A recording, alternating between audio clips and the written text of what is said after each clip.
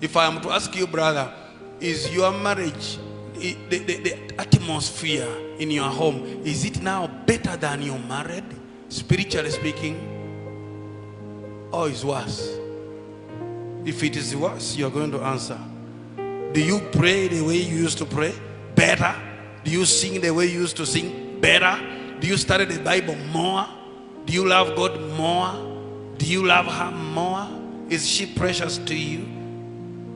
Does she even know your PIN for your bank account?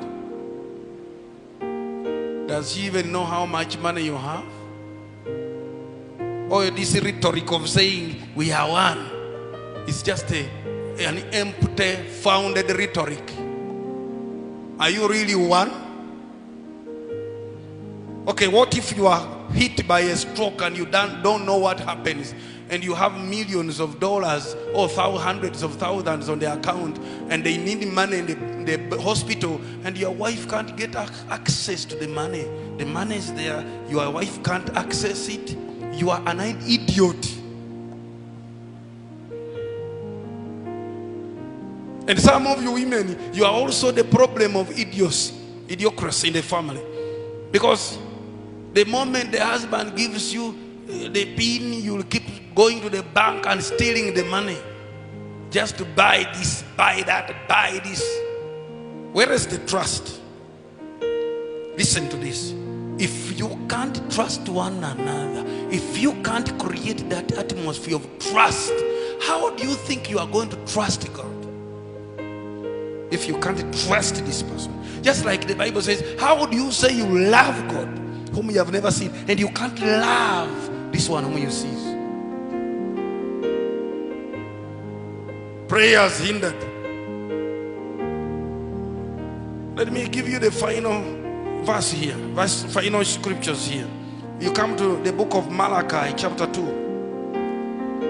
And this you have done again, covering the altar of the Lord with tears and with weeping and with crying out, in so much that he regardeth not the offering anymore, nor receiveth it with goodwill at your hand. Can you imagine God, whether you pay your tithes or offerings, whether you make offerings of your own body, sacrifice of fasting and prayer, God doesn't regard it, doesn't take it. What brings you to that condition? Because you've brought tears on the altar. Sister, if your husband is shedding tears because of you, your wife is shedding tears because of you, God accepts no offering, no sacrifice, no fasting, no prayer, no nothing. Because somebody is crying because of you. And how many times do sisters flood the altar, shedding tears because of the mistreatment, the betrayal of the trust?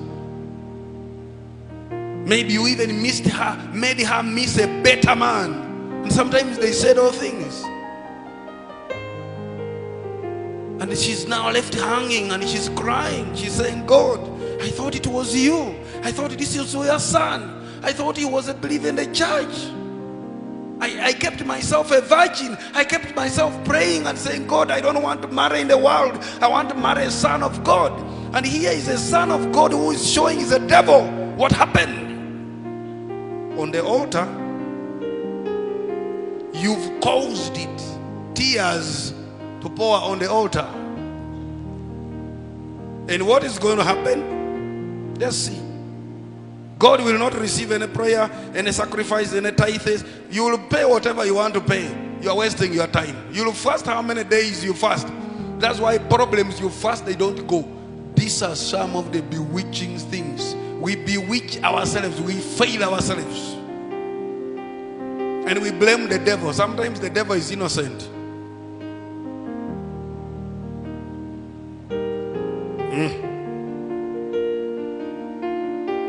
Let me finish quickly. Yet you say, wherefore? Oh, why? Because the Lord, now he brings the reason. the Lord has been witness between thee and the wife of thy youth, against whom thou hast dealt treacherously, yet she is thy companion and the wife of thy covenant. The Lord was witness. And now the marriage that the Lord witnessed is bedeviled by weevils of betrayal, abuse, reject, abandonment, no love, no affection. Leave me alone. Don't touch me. I'm not going to eat your food.